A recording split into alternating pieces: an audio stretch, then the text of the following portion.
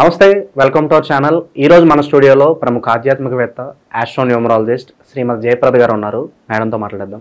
నమస్తే మేడం. నమస్తే అమ్మా.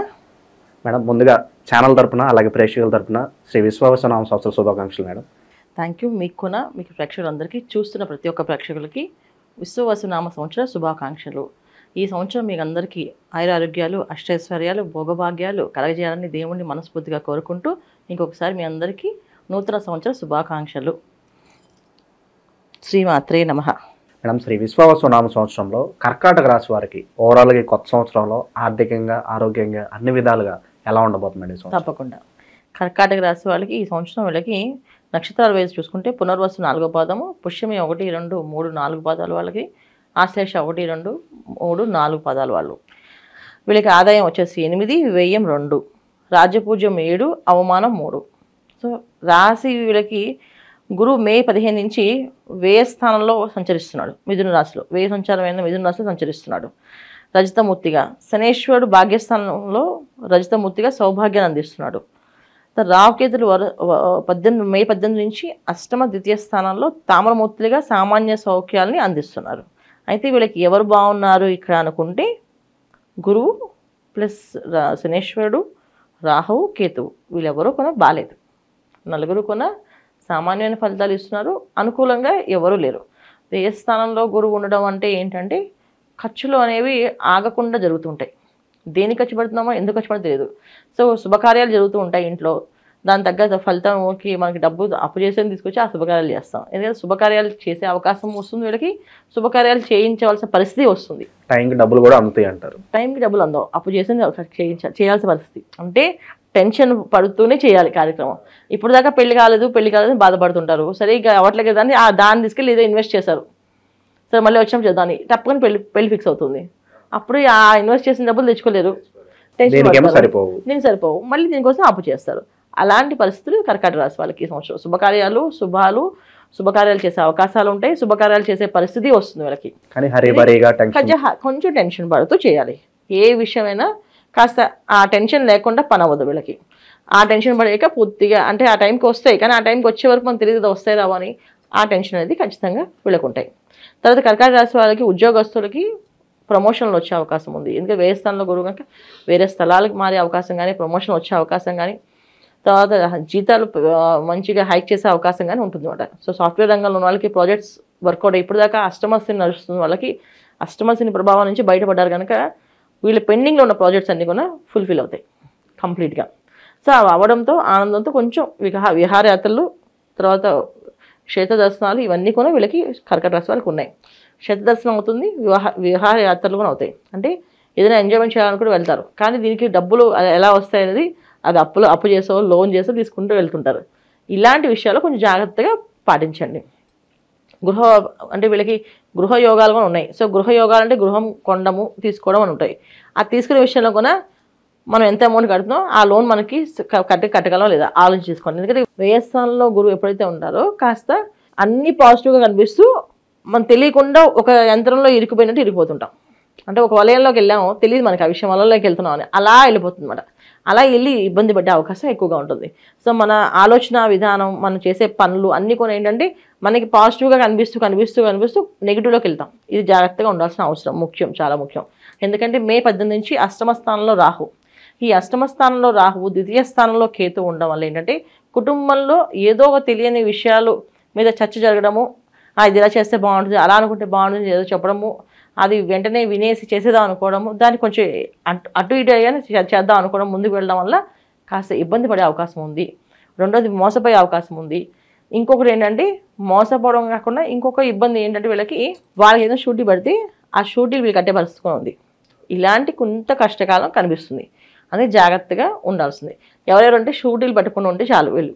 మిగతా విషయాల్లో కర్కాటక రాశి వాళ్ళకి కాస్తంత ఉపశమనమే చెప్పాలి. ఎందుకంటే ఎప్పుడైతే అష్టమ శనేశ్వరుడు మారుతారో కొంచెం ఉపశమనం ఉన్నది వీళ్ళకి. మెయిన్ అన్నిటికంటే ముఖ్యంగా వివాహాలు అవుతాయి. సో ఆశ్లేష నక్షత్రం వాళ్ళకి వివాహాలు అనేవి జరగవు. ఈ సంవత్సరం వీళ్ళకి వివాహ ప్రయత్నాలు అవడము, వివాహాలు జరిగే అవకాశం జరుగుతుంది. అది కర్కాటక రాశి వాళ్ళకి. ఆరోగ్యపరంగా ఎలా ఉండబోతున్నాడు సంవత్సరం అంతా కూడా వీళ్ళకి? ఆరోగ్య విషయం జాగ్రత్తగా చూసుకోవాలి. ఎందుకంటే ఆరోగ్య విషయం ద్వితీయ స్థానంలో కేతువు కనుక, కుటుంబ స్థానంలో ధనస్థానంలో కేతు ఉంటే ఏదైనా ప్రాబ్లం వస్తే అది తొందరగా బయటపడదు, అది బాగా ముదిరేకే వస్తుంది బయటికి. అది చిన్న విషయం అవనండి, చిన్న జ్వరం అయినా సరే 15 రోజులు మనం మంచమే పడుకోబెడుతుంది. అలా చిన్న చిన్న విషయాలు కూడా మనం బాధపడకుండా ఉండాలి అంటే కొంచెం జాగ్రత్తగా ఉండాల్సిన అవసరం, ముఖ్యంగా ఆడవాళ్ళైనా మగవాళ్ళకైనా ఆహార నియమాలు.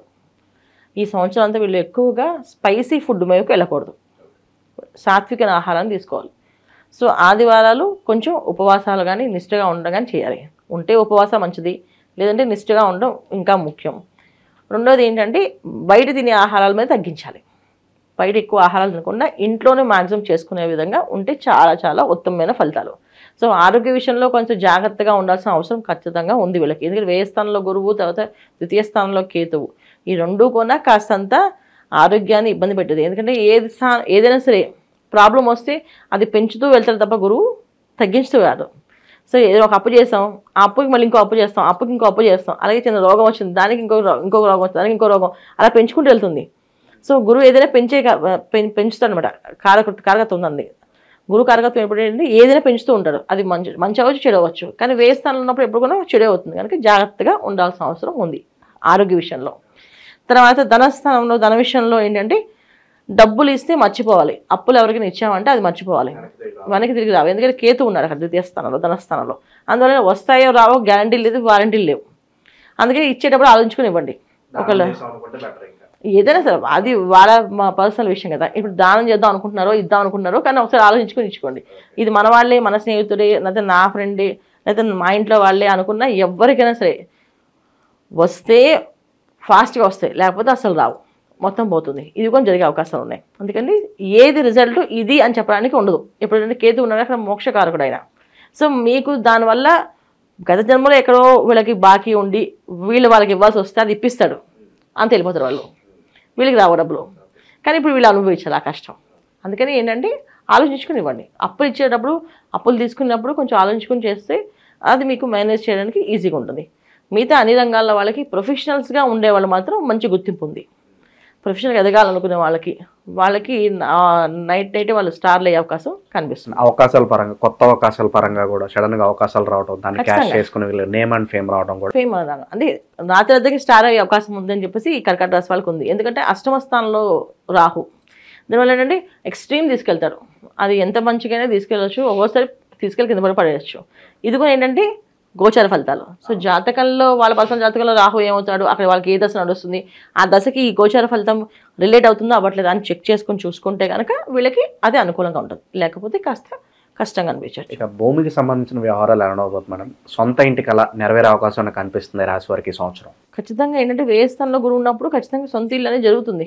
కాకపోతే అదే చెప్తాను, ఇందా మీకు ఫస్ట్లో చెప్పాను, మనం లోన్స్ పెట్టుకుని ఇల్లు కొనుక్కున్నప్పుడు ఎంత మార్జిన్ అమౌంట్ కడుతున్నాం, అది ఒకవేళ మనకి అది అనుకూలంగా ఉందా, లోన్ అమౌంట్ ఎంత వచ్చింది, ఇది మనం కట్టగలమా అనేది ఖచ్చితంగా చెక్ చేసి క్యాలిక్యులేటెడ్ గా ఉండాలి. ఎంత అప్పు చేస్తున్నాము, తిరిగి కట్టగలమా లేదని ఆలోచించు 100%. ఎందుకంటే ఈ సంవత్సరం అంతా ఎంత వీళ్ళు ప్రాక్టికల్గా ప్రతిదీ ఆలోచించుకుంటూ వెళ్తే అప్పుడు వీళ్ళు ఎంత హ్యాపీగా ఉంటారు. ఎంత ఎక్స్ట్రీమ్గా మామూలుగా ఇంకా అది వచ్చేస్తుందని ఓవర్ కాన్ఫిడెన్స్తో కనుక వెళ్ళారంటే ఎఫెక్ట్ పడుతుంది. సో భార్యాభర్తల మధ్యలో విషయాల్లో, కొంచెం సంబంధ బాంధవ విషయాల్లో మన దాకా కాస్తంత డిస్కషన్స్ ఉన్నా ఇప్పుడు కొంచెం ఇద్దరు ఒకటే అయ్యి ఒక మాట మీదకి వస్తారు ఈ సంవత్సరం. ఇదొక అదృష్టం వీళ్ళకి. ఈ అదృష్ట యోగం బాగుంది. తర్వాత సంతాన భాగ్యం కోసం ఎదురు చూసే వాళ్ళకి సంతాన భాగ్యం అనేది కూడా బాగుంటుంది. సత్సంతానం కలిగే అవకాశం కూడా ఉంది వీళ్ళకి. అంటే సంతానం కలగడమే కాకుండా సంతానం దేశానికి కానీ ఇంటికి కానీ ఏదైనా మంచి చేసే వాళ్ళ పుట్టే అవకాశం ఉంది. అలాంటి యోగం వాళ్ళ వల్ల వీళ్ళకి అదృష్టం కలిసే యోగం అలాంటివి కూడా జరుగుతున్నాయి ఈ సంవత్సరం కర్కాటక రాశి వాళ్ళకి. కర్కాటక రాశి వాళ్ళకి అన్ని విధాల అన్ని రంగాల వాళ్ళకి అన్నీ బాగున్నాయి. ఎవరికి బాగాలేదు అని అంటే ఈ లోన్స్ షూరిటీలు పెట్టుకున్నది, ట్రేడింగ్ బిజినెస్ చేసే వాళ్ళకి కాస్త అటు ఇటుగా కొంచెం డిస్టర్బెన్స్ అని ఉంది. వాళ్ళు జాగ్రత్త పడడం చాలా అవసరం. వాళ్ళ పర్సనల్ జాతకం ఒకసారి చూపించుకుంటే ఈ సంవత్సరం మేము దేంట్లో జాగ్రత్తగా ఉండాలని పర్సనల్ జాతకం చూస్తేనే తెలుస్తుంది. ఇప్పుడు ఒక జాతకం చూసాను అనుకోండి, ఈ సంవత్సరం అంతా వీళ్ళకి ఈ దశ నడుస్తుంది కనుక ఈ దశ సంబంధించిన గ్రహం ఎక్కడుంది గోచారంలో. సో ఈ గోచారంలో ఉన్న గ్రహము ఈ జాతకంలో ఉండే దశ ఈ రెండింటికి రిలేట్ అయ్యేట్టుగా వాళ్ళకు పర్సనల్గా ఒక గైడ్లైన్స్ ఇవ్వచ్చు. ఆ దశలో వీళ్ళు ఏం చేయాలి, ఏం చేయకూడదు కూడా మీరు చెప్పగలుగుతాం. దానివల్ల ఏమవుతుంది, వాళ్ళకి హ్యాపీగా ఈ సంవత్సరం అంతా వాళ్ళు చేసుకుని వెళ్ళిపోవచ్చు కూల్గా. ఇది మనం ఏంటంటే అందరికీ యూనివర్స్గా మనతో ఎవరెవరు ఉన్నారో వాళ్ళకి అంతా చెప్తున్నాం అలా అనమాట. మేడం అలాగే ఈ రాశిలో వివిధ నక్షత్రాల వాళ్ళు ఎలాంటి దైవారాధన చేసుకుంటే బాగుంటుందంట? పునర్వసు నక్షత్రం వాళ్ళు శివాయ గురువే నమః అని మంత్రాన్ని ఎక్కువ చేస్తూ ఉండాలి వీళ్ళు. దానివల్ల ఏంటంటే వాళ్ళకి ఏ పని ఎప్పుడు ఎలా చేయాలనేది అర్థమవుతుంది. తర్వాత ఇందులో నక్షత్రం పుష్యమి నక్షత్రం వాళ్ళు శ్రీ హరివల్లభాయ నమః, శ్రీ హరి వల్లభాయ నమః అనే మంత్రాన్ని 108 తక్కువ కాకుండా చేస్తే వీళ్ళకి అన్ని పనులు విజయవంతం అవుతుంది. ఇక ఆశ్లేష నక్షత్రం వాళ్ళు శ్రీ సుదర్శనాయ నమః, శ్రీ సుదర్శనాయ నమః అనే మంత్రాన్ని 108 తక్కువ కాకుండా చేయాలి. ఇలా చేసుకుంటూ వెళితే ఈ సంవత్సరం వీళ్ళకి ఏ పని అనుకున్నా ఆ పని అవుతుంది. పొద్దున్నే లేవడం, స్నానం ఆచరించడం, సూర్య నమస్కారం చేయడం, ఈ మంత్రాన్ని 108 సార్లు చదవడం, చదివి ఇంకే పని చేసుకోవచ్చు.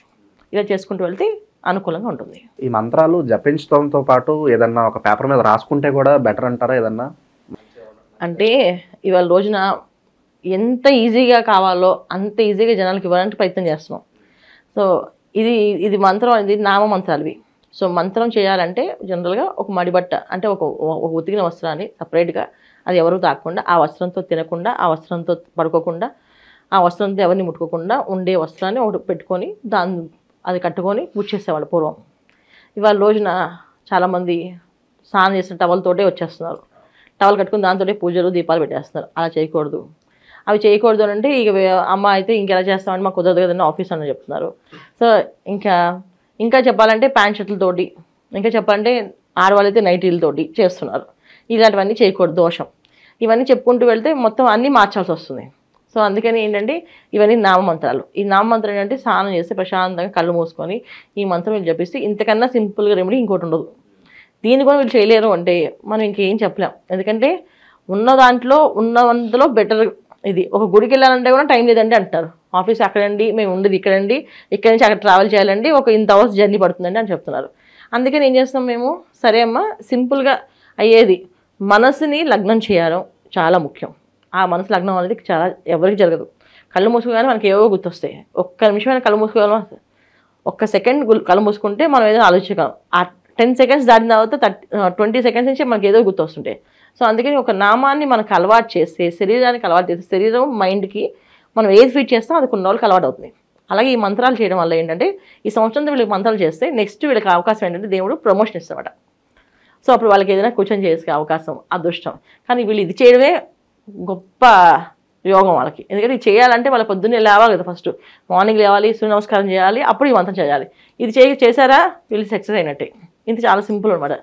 దీనికి పెద్ద మనకి అంటే ఇంట్లో ఎటువంటి ప్రాబ్లమ్స్ ఉన్నా, ఆడవాళ్ళకి ఇబ్బందులు ఉన్నా మగవాళ్ళు చేయకూడదని ఏం లేదు. వాళ్ళు స్నానం చేసి సూర్య నమస్కారం చేసి జస్ట్ కళ్ళు మూసుకొని ఈ మంత్రాన్ని 100 నిమిషాలు చదివేస్తే సరిపోతుంది, అంతే.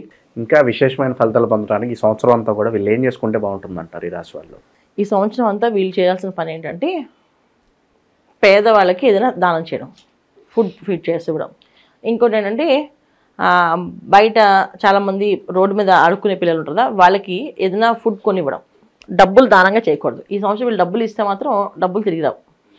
అందుకని ఏంటంటే ఏదైనా ఫుడ్ ఇవ్వడం.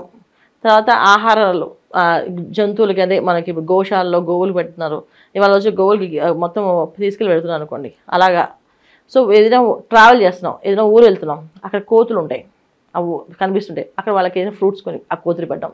ఇలాగ కొన్ని పనులు అంటే ఎవరు చేయలేని పని మనం చేస్తూ ఉంటే అనుకూలమైన ఫలితాలు వీళ్ళకి జరుగుతాయి. అలా చేయాలి, వీళ్ళు చేయగలరు చూడండి. లేదంటే చక్కగా సువర్ణ దానం. ఈ సంవత్సరం అంతా ఏంటంటే సువర్ణ దానం చేస్తే చాలా మంచిది. సో సువర్ణ దానం చేయాలంటే చాలా ఖర్చు అవుతుంది కదా, చూడండి, ఆలోచించండి. మాకు బ్రహ్మాండంగా మాకేం ప్రాబ్లం లేదంటే ఒక వివాహం అవుతున్న స్త్రీలకి మంచిగా పెద్దవాళ్ళకి ఆ మంగళసూత్రాలు కొనివ్వండి, చాలా మంచిది. కర్కాటక రాశి వాళ్ళకి ఈ సంవత్సరం అంతా కూడా ఎలాంటి ఫలితాలు ఉంటాయి మీ మాటలో చాలా అద్భుతంగా వివరించారు మేడం. ధన్యవాదాలు. నమస్తే అమ్మా. శ్రీమాత్రి నమః.